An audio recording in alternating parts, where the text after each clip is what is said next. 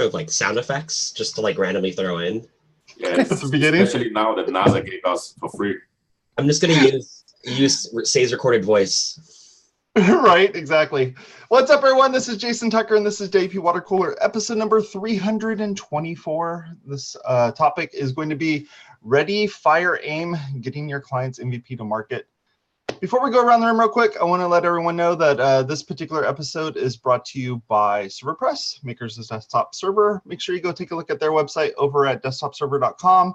They're doing some really cool stuff over there. If you haven't used any of their products, WP Site Sync is pretty dang awesome. And if you haven't looked at that, definitely do that. Let's go around the room real quick, get everyone introduced. Let's start out with a newbie. How about that? Adrian, tell us a little bit about yourself.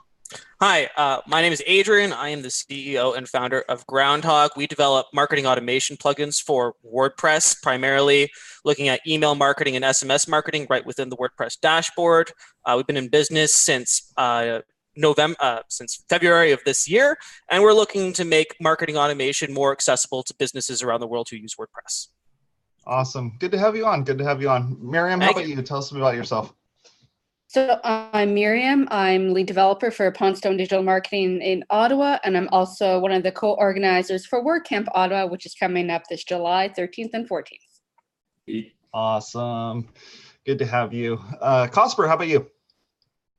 Hey, everybody. Jason Cosper, a.k.a. Fat Mullenweg. Happy to be here. Happy to talk some WordPress today. Awesome, man. Good to have you on. Manny, how about you? Hey, I'm Manny. I'm based in Las Vegas. I build websites for clients and for myself using WordPress. I'm one of the co-organizers of WordCamp Las Vegas this year in September. We are about to launch our website, so you guys can go there and check it out.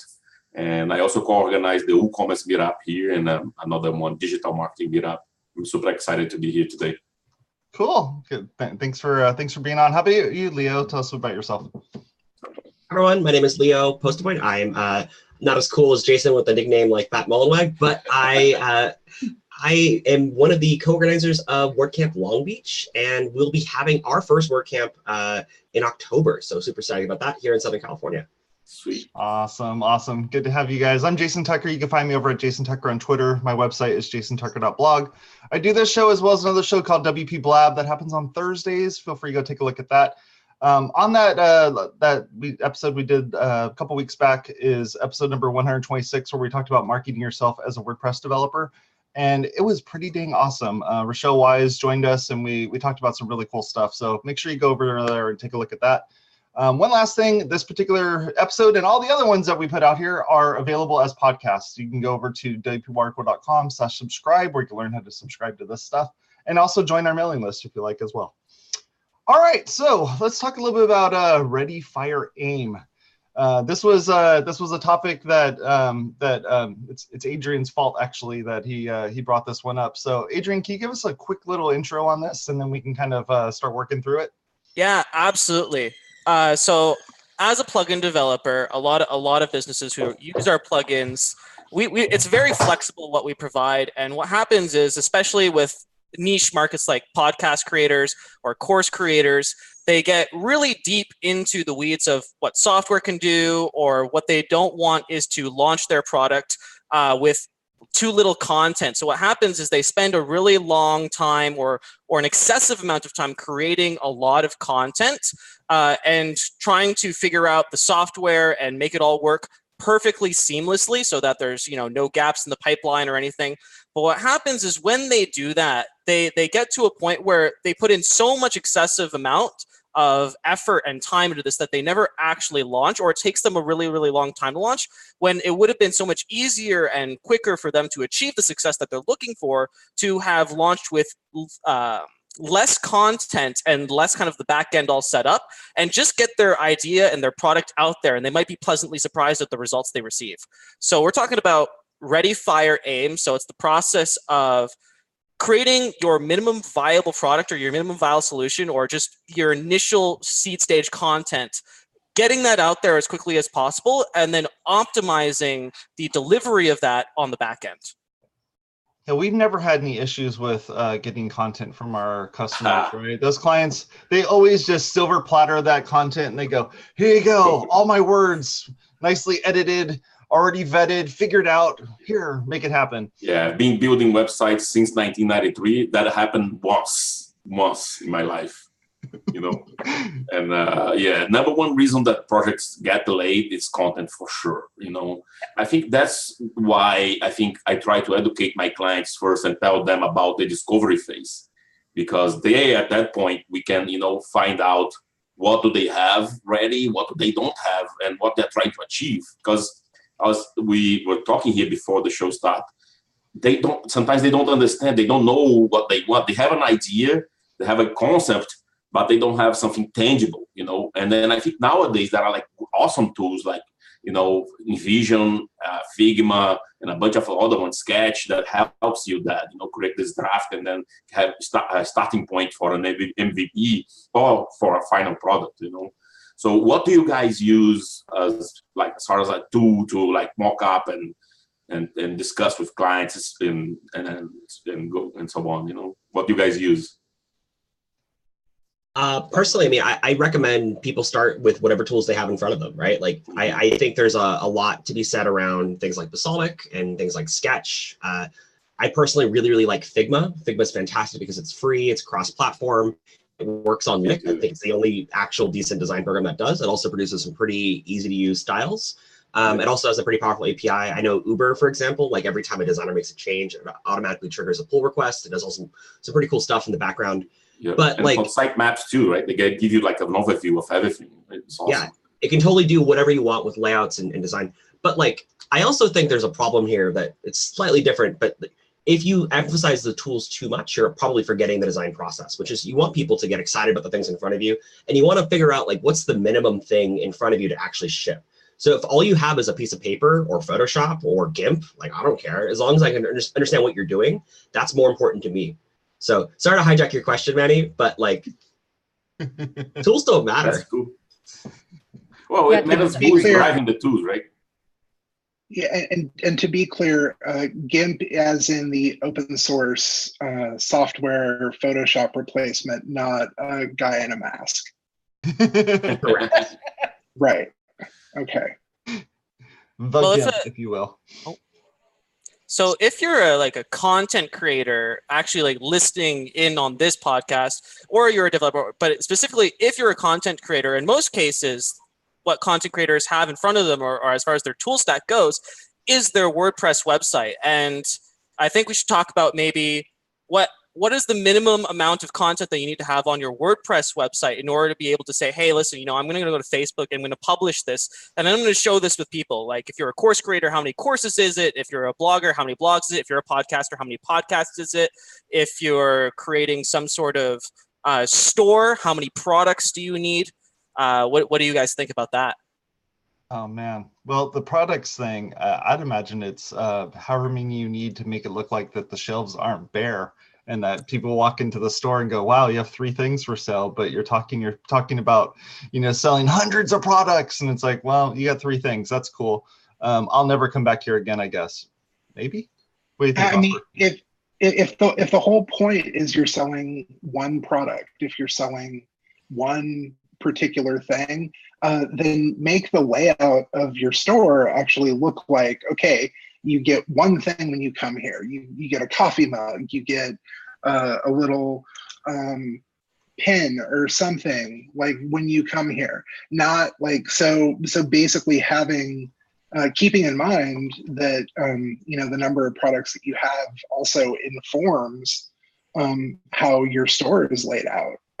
That is something that's fairly important. Yeah, I think Jason raises a really good point.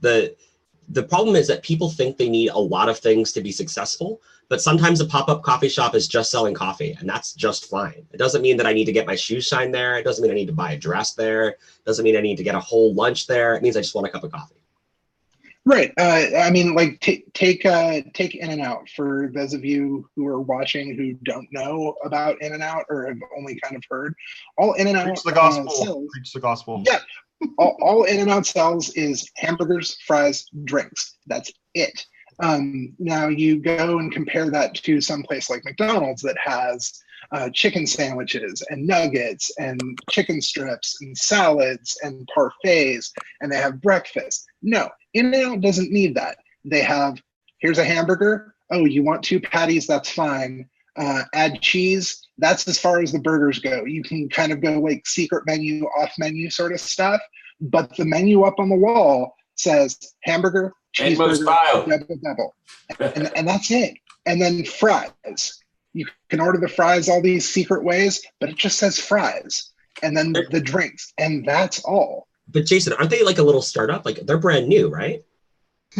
Oh yeah. I mean, they're really just getting off the ground. I think they have an initial round of funding, but I really think they're going to go far. I think that's actually the perfect example, because they're launching with their core strategy of what it is that they're going to offer. That's their value proposition. That's what they offer. That's what you can expect, and you don't have like to choose in between a whole bunch of different products. But they've chosen to go ahead and launch with essentially a limited amount of product.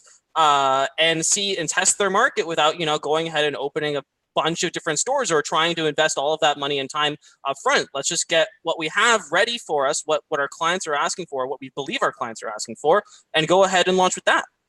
And sometimes the MVP happened back in 1948 and you never changed anything after that. So there's nothing wrong with that. and Adrian, in case you don't know, like In-N-Out's been around, invented the drive-through. That's the thing. And they're the Southern California hero of the San Gabriel Valley, and they have probably 2,000 stores or something crazy. And they have not changed the menu in 50 years, and they won't. And I love that because sometimes your MVP is actually the best product that you need. They are here in Vegas too. No, I like the idea of getting just enough to get launched. And to answer your question about how to do this with content, I think you need to have the basics. You need to have a page, a homepage that says, here's what our project is, here's all the things that we're doing with it. You need to have a contact page that says, here's my contact, here's how to get a hold of us if something doesn't work out right. You need to have all those pieces of being able to make sure that there's privacy policies and all those sorts of things. Like get all that type of content on there, and that's enough to get that part launched. When you get into the product itself, maybe that's the spot that you really need to put a lot of emphasis in, and how you're going to kind of sell that person over on here's how, this is why this is a good thing, and this is why you should buy it, and all of that. And that essentially becomes like your landing page of getting people to go buy that thing. So do you guys have like a list of questions that you ask your clients up front, or do you have like a discovery phase too? How do you do it? Whenever the guy comes to you and I want a plugin or I want a website, what follows up with that? What kind of questions you ask them? Yeah, we have a questionnaire. Mm-hmm. So we have a questionnaire that is standard that we send all our new clients, or if a client comes in and they want a total website refresh. Mm-hmm. So there's a list of questions. I don't remember them off the top of my head, but I know we have all the stuff. It asks about content. It asks about what type of designs you like, if they are looking for a total design refresh, we ask them, what websites do you like? And for development, what are some features that are must-haves right out of the gate? What are things that could be in, say, a phase 2? And so we definitely have a discovery phase before we start anything, before any content goes, any design, any development. We get that from our client, and we don't even start any work until the client has filled that out and sends it back to us. And then we sit down and we review it, and then we just keep working with the client until active development and design starts. That's awesome. When I used to work in a digital marketing agency, we came at it from a little bit of a different perspective.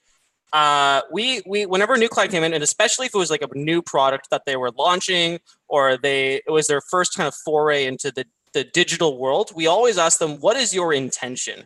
At the end of the day, what's the results that you actually want to come out of, putting a website together, putting campaigns together, putting ads on Facebook? What is it you want? And they'll say, well, I want maybe, I want to grow my business, but that's not concrete enough. We need something that's tangible. Some people call it a SMART goal. I like to call it a measurable intention. Like I want 100 new clients in whatever business, or I want 1,000 new podcast listeners, or I want 10 people to purchase my course. right? We always start with what their intention is from launching this product on any sort of digital platform, and we design and strategize the minimum number of steps required to get someone who's never heard of this person before into purchasing whatever product it is that they're trying to sell, or their listener or subscriber, or what it is that their intention is. And we always try and minimize the number of steps that it takes to for someone to do that, and then we build the systems and the websites and the processes around whatever that strategy turns out to be. Yeah, I think the other big thing that, and I'm going to use the words that Jason didn't want to hear, the word Scrum and Agile. The big thing here is that, you know, as you do this the right way in professional software development, there's actually frameworks and tools and processes in place. We're kind of also in a very interesting time period where we're about 25 years since the real Agile manifesto sort of broke out. There's been lots of great talks over the years where people have said, Agile is crazy, Agile is dead, Agile is dumb. And I think now we're actually fully, you know, rebirthed the idea of how it means to take small steps forward and how to be comfortable with shipping stuff. I think there's a really fine line between, you know, shipping stuff that is ready for the market and shipping stuff that is entirely dangerous and destructive. So Agile tries to allow you to move forward being comfortable with what you're doing, but without locking yourself into a path that ultimately locks you down a certain way moving forward. There's a great video on YouTube of one of the founders of the Agile Manifesto. It's called Agile is Dead. And he talks about what he actually meant when they met back in the early 90s to go through the entire process of building out the Agile Manifesto. It's like, well, we really just want to make it easier to make changes down the line. Because in what Miriam's talking about, where you have multiple phases and you're doing all these, what if you change your mind halfway through phase one? What if you decide that we need all these things from phase three up now? You need to be able to have the ability to pivot on a dime, but be comfortable with still shipping stuff. So in a dream scenario, if your sprints are 2 weeks long, you cut a release at the end of every 2 weeks. You feel comfortable shipping something. If you're a content creator, like, you can apply those same ideas, but it just means you publish. You have to publish, or otherwise you perish. Yeah, there is a concept also of a continuous delivering content now, like even in programming too. This is very common. But one thing that I try to my clients to do, and before, back in the day, before I used to say, like, before I watch Chris Lema talk about this, I was like super afraid of content creep, right? So I mean scope creep. But he has an awesome video. I don't know if you guys saw yet, about like embracing scope creep, and it's interesting, you know. And he talks about, like, oh, the client goes to a restaurant and then asks, oh, I don't want onions on this dish, and oh, I want, bacon on this dish, and then they start, adding more and moving more. So it's all about like expectations. So if your client is expecting this, they know what they gonna get for you and what you're gonna deliver to them. So if they ask some changes, and that happens always. They never know exactly what they want until you start building stuff, right? Who does actually build a website or a plugin with like perfect blueprints and scope details and everything? Nobody, right? So if you have that, oh, now I'm building your house, but you want an extra bathroom, yes, he's gonna, delay the project. You're gonna cost you this more. And sometimes they do it, sometimes they don't, right? So I'm embracing more scope creep than before. Before I was, no, this, you can't do this. Now I listen to it and see, is it feasible? Can we do it now? Or can we, just postpone for phase 2 or something like that? Because that's continuous money coming in, right? If they are asking for change and upgrades and stuff, right? So, and the other thing also that back in the day we used to do it is like build this thing and forget about it, right? With WordPress, it's not like that because of all the updates and stuff, right? And the dependencies of all the plugins and all the themes that get updated, and then you have to test it and then try it again. That's another thing too. I made this mistake to get a new client, build his website in WordPress, and do not sell maintenance. So now I tell them, hey, if you want to use WordPress, yes, it's quick, it's fast, we can launch the website really fast, but that is like the after going live. Yeah. Phase, how do you guys tell also about this when you build the website? Miriam, I think probably you do this kind of stuff too, right? Yeah, definitely. So I've only been in my position for about 2 years, but I know that there are some clients that our company has basically built and basically sent it off to them, and they're not maintained. Mhm. But we always make sure that we try and get a maintenance contract. And sometimes it's just basically going in, making sure all your plugins are up to date. Is the core up to date? Mhm. And even now with PHP 7.3 being released at the end of last year, making sure is your PHP up to date, all that kind of stuff. And there's a disclaimer: if a client does not want to pay us and they don't want to take the onus upon themselves to keep their website up to date, then we just say, it's like, okay, then if it breaks, sorry, it's not on us, because we have offered a maintenance contract and we've advised you to. And get hacked too. stuff. It's very common for outdated websites to get hacked, right? Oh yeah, I've seen some that are like PHP 5.3, WordPress 4.0, and I just want to facepalm.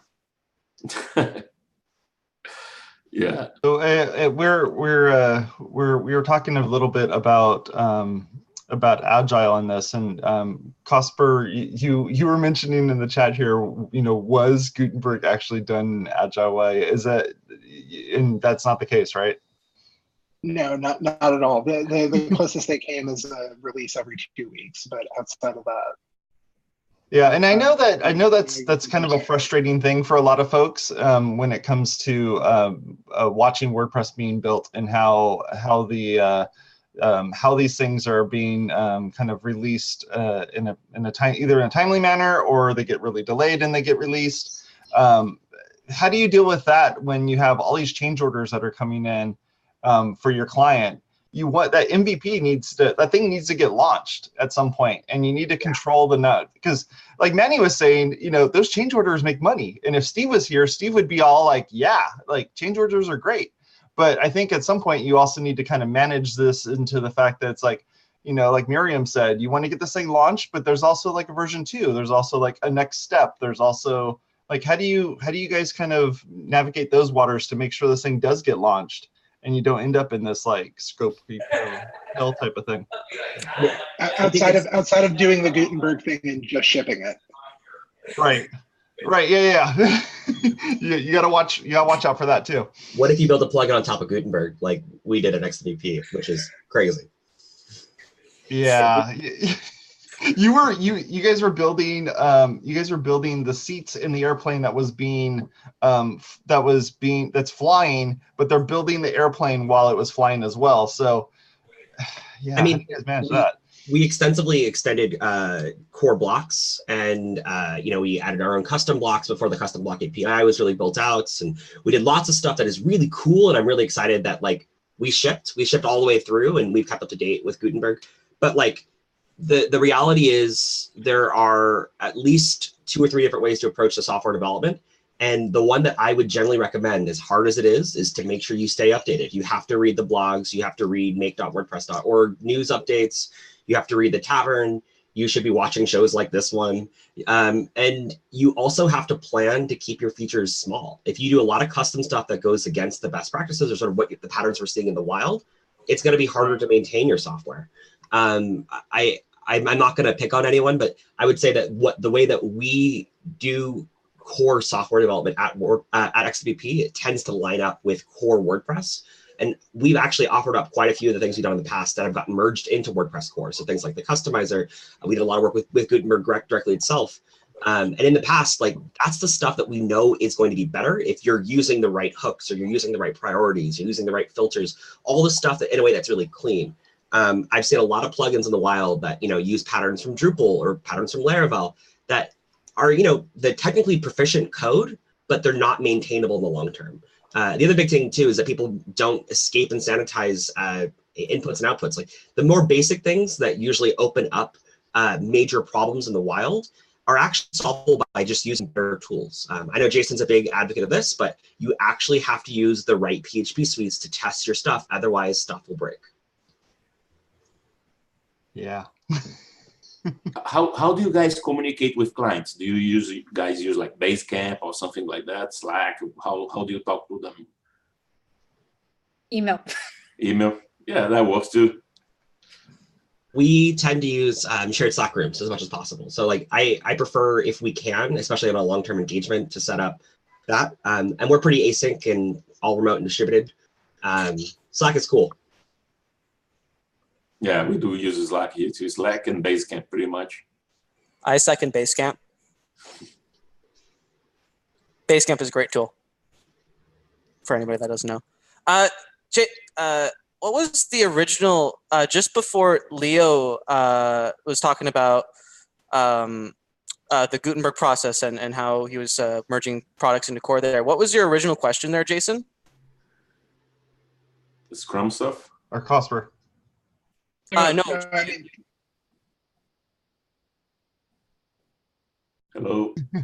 I don't recall what the I wasn't really asking a question. It was more along the lines of like how Gutenberg was being built, and then how they were building their product on top of Gutenberg. And I was the analogy of an airplane that's flying and how you're building the airplane. But then Leo's company thought it'd be a great idea to also build the seats that were in the airplane and building them as they were being built. So yeah, we hadn't agreed whether it was a boat or an airplane or a rocket ship or a bicycle.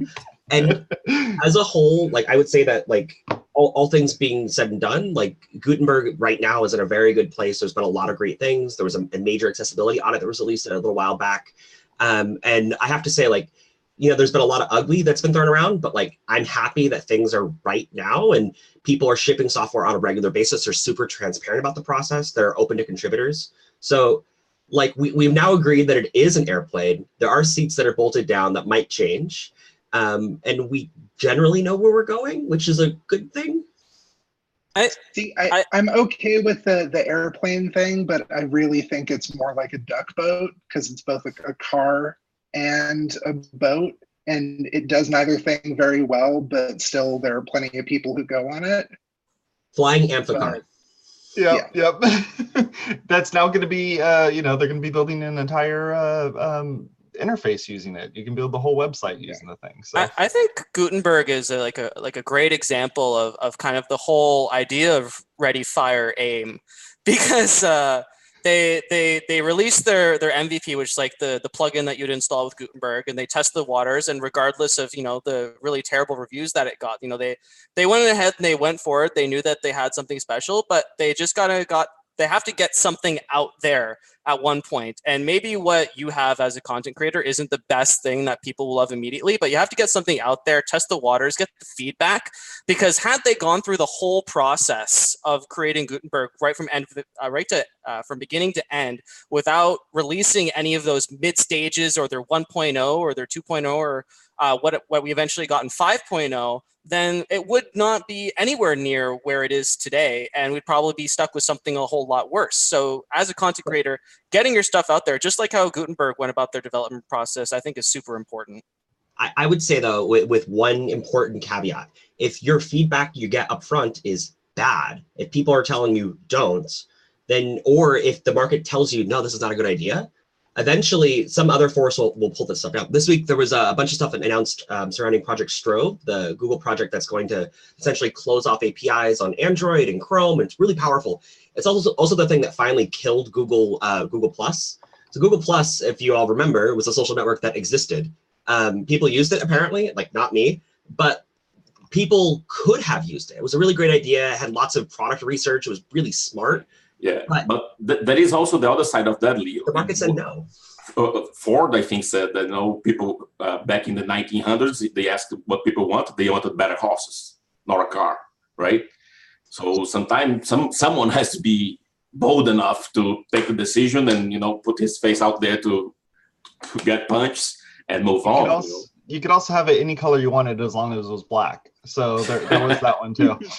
I mean, but my point is that, like, if the market says it's a bad idea, listen. And if they say we want this other thing instead, or slow down as we build it out, listen. Otherwise, you're gonna face a price. And eventually, if you don't listen, it will fail from some other greater external force, like the thing that happened with Project Strove. Yeah, but on this specific case for Gutenberg, I think that's the beauty of WordPress is that it's so flexible. For you don't like Gutenberg, no problem. Put the classic edit and that's it. Move on, right? So that's what makes WordPress so nice, because you have the freedom to pick the way that you want to do it, right? Yep. Well, that's about it, folks, for today. I want to say thank you very much for all of you for coming on the show and hanging out with us. We really appreciate it. I do want to extend an offer to any of you folks that are watching the show and you want to get involved in it. You definitely can. You can go to WPwatercooler.com/subscribe. That's where you can figure out how to subscribe to this content, as well as be able to get on our mailing list. And we'll send out a mailing letting you know that what's going on and what's happening there. So feel free to go take a look at that. Lastly, I want to say thank you all for coming and hanging out with us on a Friday. I really appreciate it. It's been good. It's been a good fun time hanging out here and kind of talking about this stuff, and I really appreciate it. That's about it. Talk to y'all later. You have a good one. Bye-bye.